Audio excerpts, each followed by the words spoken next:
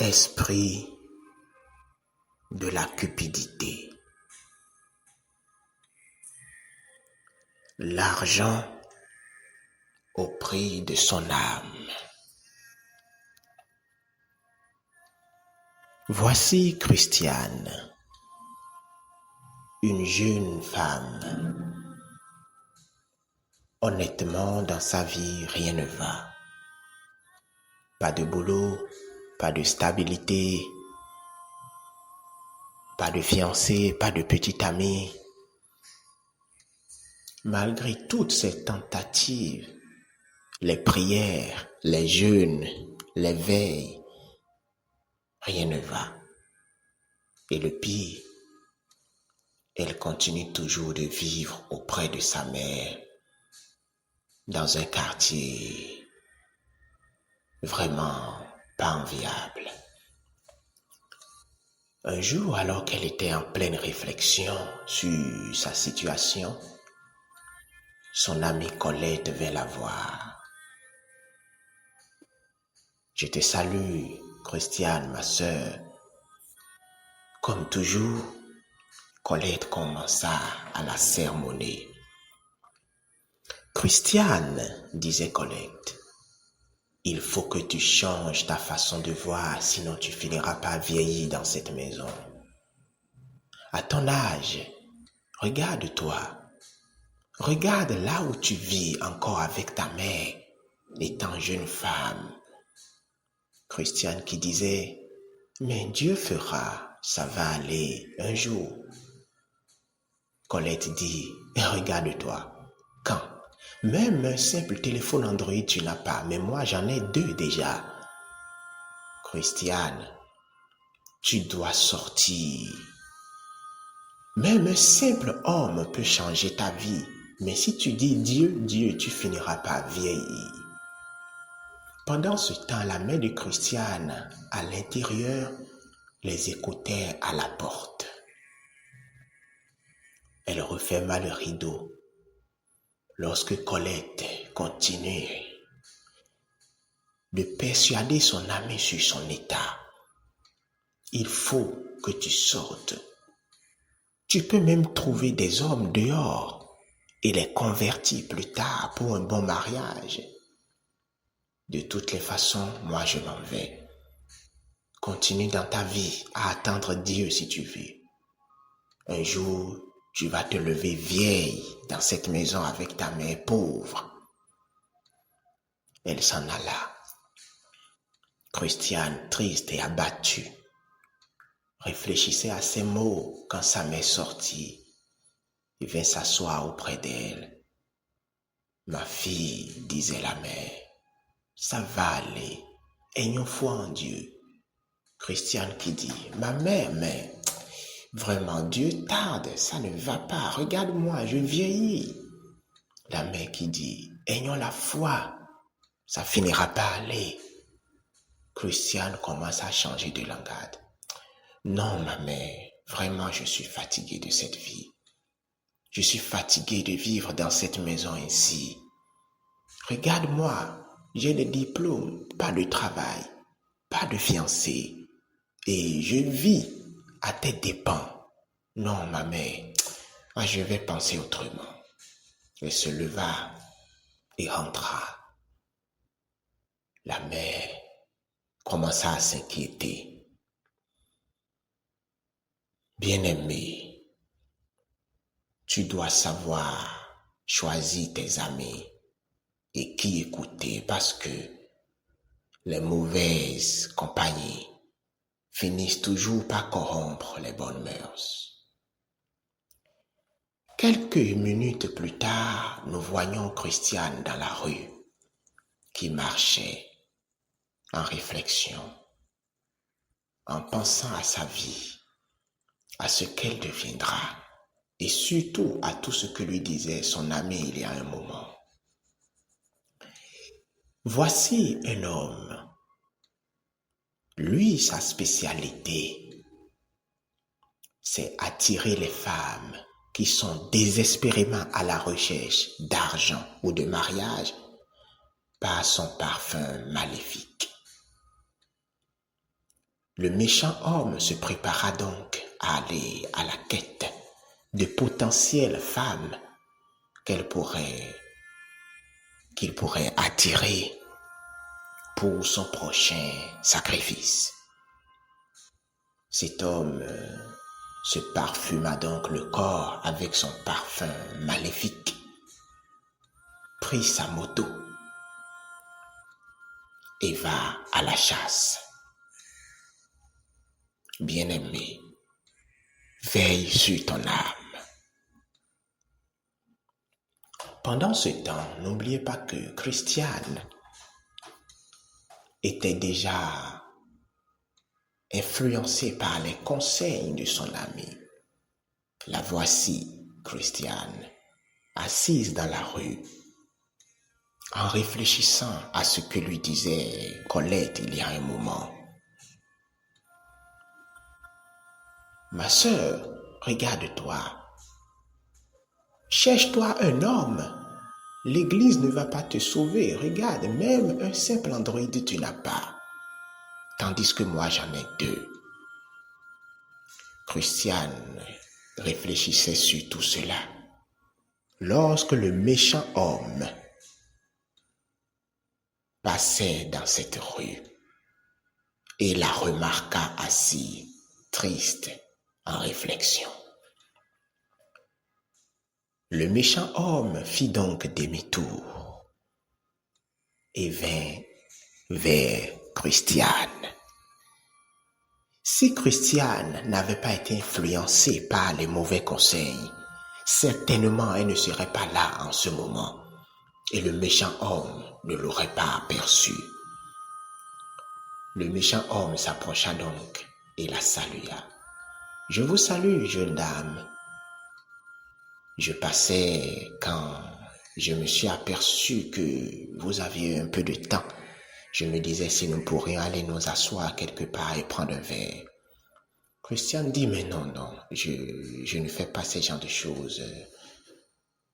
Le méchant homme dit, bon, c'est vrai, je comprends, mais peut-être pouvons-nous discuter un peu? Christiane qui dit non, je suis une chrétienne en plus, je ne discute pas avec les inconnus comme ça, et je ne suis pas intéressé. Alors le méchant homme dit, mais peut-être que si on apprenait mieux à se connaître, je pourrais devenir chrétien plus que toi. Christiane refusa. Il dit donc, d'accord, je m'en vais, mais permets-moi au moins de te donner quelque chose pour le week-end. Christiane dit non, je ne suis pas intéressé. Il dit d'accord. Je vais donc te donner un chèque. Je ne vais pas te donner de l'argent. Si tu veux, toi-même tu le remplis, le montant que tu veux. D'accord, parce que je veux vraiment t'aider. Insista le méchant homme. Christiane dit, un chèque? Je vais remplir moi-même? Il dit oui. Prends ça comme un cadeau venant de Dieu. Peut-être c'est Dieu qui m'a envoyé pour t'aider. Prends. Je n'ai mis aucun montant. J'ai juste signé le chèque. Si tu veux, tu écris le montant que tu veux. Si tu ne veux pas, tu peux déchirer et le jeter. Le méchant homme réussit à le convaincre, à lui laisser le chèque et dit, peut-être est-ce qu'on pourrait se revoir un de ces jours. Au revoir. Christiane prit donc le chèque et commença à l'examiner. Au moment où le méchant homme, avec son parfum maléfique, vient de commencer et d'achever la première phase de la mission. Christiane resta assise un moment et disait, un chèque, que vais-je faire? Elle se leva et prit la voie. En allant, elle se dit, dois-je en parler à ma mère? Non, ma mère ne serait pas d'accord. Bien-aimé, n'aie pas l'habitude de parler à ceux qui aiment te dire ce que tu veux entendre. Christiane se décida donc d'appeler son amie Colette. Après avoir examiné le chèque encore, elle prit son téléphone et appela Colette. Colette, ma sœur, je viens de sortir et un homme m'a remis un chèque. Que dois-je faire? Colette lui dit, où es-tu? Elle dit, Colette, je suis juste dans la rue derrière ta maison. Colette lui dit, alors attends-moi, je viendrai te rencontrer dans un instant. D'accord. Et elle raccrocha le téléphone. Un moment plus tard, Colette vint, comme si elle n'attendait que cela. Bien-aimé, si tu veux être instruit pour échapper au mal, écoute ceux qui te parlent et te disent des choses qui ne t'arrangent pas, mais qui sont bien pour toi. Elle a préféré ne pas en parler à sa mère parce que selon elle, sa mère ne serait pas d'accord. Mais Colette, étant venue, dit, oui, où est donc ce chèque? Elle dit, voici le chèque. Colette dit, ah, c'est bien. Christiane insista, mais et si j'en parlais à ma mère? Colette dit, quelle mère? Ta mère pauvre, elle va refuser sûrement. Allons immédiatement retirer 1 million de francs CFA. Christiane dit, oh, 1 million de francs CFA? Non, je ne peux pas. Colette dit, d'accord. Si tu as ta carte d'identité, je t'amène immédiatement à la banque. Si tu ne veux pas retirer 1 million, tu vas retirer au moins 500 000 francs. C'est ce que je te disais le matin. Il faut sortir. Christiane hésita quand Colette la tira par la main pour l'amener à la banque. Retirer une somme importante de 500 000 francs. Plus tard, déjà du retour de la banque, Christiane disait alors à Colette, son amie, « Que vais-je faire avec tout cet argent ?» Colette dit, « Ne dis surtout rien de tout ceci à ta mère. Demain à la première heure, viens me voir. Je t'amènerai faire du shopping, acheter plein de trucs et pourquoi pas même lancer un petit commerce. Viens me voir demain. Ne dis rien à ta mère. » Ainsi donc, Colette prit congé de son amie Christiane qui rentra chez elle. Pendant ce temps, il était tard. Voici la mère de Christiane, inquiète à la maison. C'est pour la toute première fois que sa fille passe tant de temps en ville sans nouvelles. Pratiquement vers la nuit, Christiane rentra finalement. Dès que Christiane remarque sa mère à la porte, elle commença à dissimuler son sac. Elle metta donc le sac soigneusement vers le dos et le couvrit avec son voile et vint vers sa mère. « D'où viens-tu, ma fille, à pareille heure? »« Ah, ma mère, je suis juste allée me promener, » dit Christiane. « À pareille heure, Christiane? Mais attends, Christiane, qu'est-ce que tu me caches derrière? » Christiane dit, « Moi? Non, non, ma mère, je ne te cache rien. Oh, laisse-moi un peu. » Elle rentra, laissa seule sa mère, sans rien lui dire, suivant ainsi les conseils de son amie Colette qui lui disait, « Ne parle surtout pas de cette affaire à ta mère. Demain matin, viens me voir et je te dirai ce qu'il faut faire de cet argent. » La mère de Christiane rentra aussi un moment plus tard. Et voici le sanctuaire du méchant homme. Le méchant homme a reçu par notification SMS que Christiane avait retiré 500 000 francs et il se prépara déjà à faire son sacrifice rituel. Pendant ce temps, Christiane était déjà sur son lit. Elle pensait à ce que lui disait son ami. « Viens me voir demain, nous irons faire plein de courses et surtout ne dis rien à ta mère, d'accord ?» Christiane pensait à tout ce qu'elle pourrait acheter le lendemain. Elle se dit certainement, ma vie changera. Elle regarda une deuxième fois l'argent dans le sac et le referma soigneusement. Le déposa donc à son chevet et se coucha aussitôt, sans prier, sans penser à rien pour elle. Demain, j'irai faire plein d'achats. Avec mon amie Colette, nous pourrons faire plein de trucs. Elle se mit donc à s'endormir, ignorant le danger qui guette son âme. Pendant ce temps, le méchant homme rentra dans son sanctuaire et commença à prononcer ses incantations. Christiane, tu as pris mon argent. Il est temps pour toi de payer. Il se mit à faire plusieurs autres incantations. Et en ce moment, l'âme de notre sœur Christiane fut piégée dans le monde du cauchemar.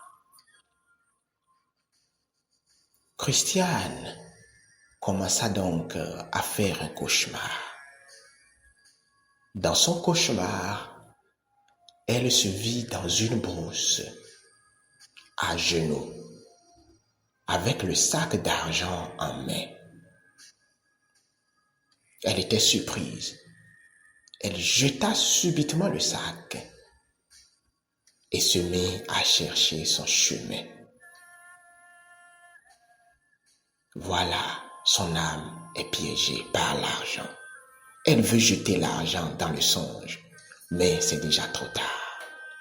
Le méchant homme dans le sanctuaire dit alors: par l'odeur de ce parfum que tu as senti, je viens jusqu'à toi. Par mon argent que tu as pris, je réclame ton âme. Pendant ce temps, Christiane continua toujours dans le monde de cauchemar. Elle se vit pourchassée par un chien alors qu'elle était toujours dans la brousse en train de chercher son chemin. Un chien noir la poursuivait dans le cauchemar. Soudain, le méchant homme accomplit son sacrifice rituel. Au même instant, l'esprit du chien apparut auprès de Christiane et emporta son âme. Ainsi mourut Christiane, sans avoir dépensé un seul franc de l'argent qu'elle vient de retirer du méchant homme. Sa mère, qui entendait du bruit inhabituel dans la chambre de sa fille, courut donc et vint. Elle prit le sac et l'ouvrit discrètement et se rendit compte que le sac était plein d'argent. Elle se mit à crier: mon Dieu, Christiane, ma fille, réveille-toi. Où as-tu eu tout cet argent? Qui te l'a donné? Christiane, ma fille, réveille-toi. Trop tard. Christiane est partie déjà. Elle vient de vendre son âme en échange de l'argent. Bien-aimé, il est écrit: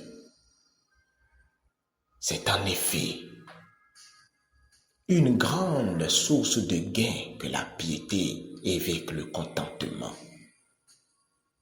Car nous n'avons rien apporté dans le monde et il est évident que nous n'en pouvons rien apporter. Si donc nous avons la nourriture et le vêtement, cela nous suffira. Mais ceux qui veulent s'enrichir tombent dans le piège, dans la tentation et dans beaucoup de désirs insensés et pernicieux qui plongent les hommes dans la ruine et dans la perdition. Car l'amour de l'argent est la racine de tous les maux. Et quelques-uns, en étant possédés, se sont égarés loin de la foi et se sont jetés dans bien de tourments. Bien-aimé, veille sur toi et sur ton âme. C'est bien de chercher l'argent, la réussite, l'épanouissement, mais c'est aussi bien de bien le chercher. N'aime pas la facilité, rien n'est jamais facile. Et tous ceux qui ont réussi aujourd'hui ont payé le prix fort depuis hier. Avance patiemment, fais confiance à Dieu. N'abandonne jamais le combat et crois toujours en tes capacités. Ton heure finira par sonner un de ces jours. Et même si les choses ne se passent pas telles que tu le voudrais, sois fier d'avoir marché honnêtement, sans compromettre ni ta vie, ni ton âme, ni ta dignité. Cyrus, gloire à l'Éternel, et tous les gloires à l'Éternel t'invitent à tirer conseil de ces choses et te salue.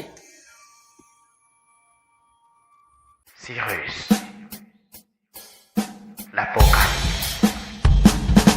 Éternel, mon Dieu,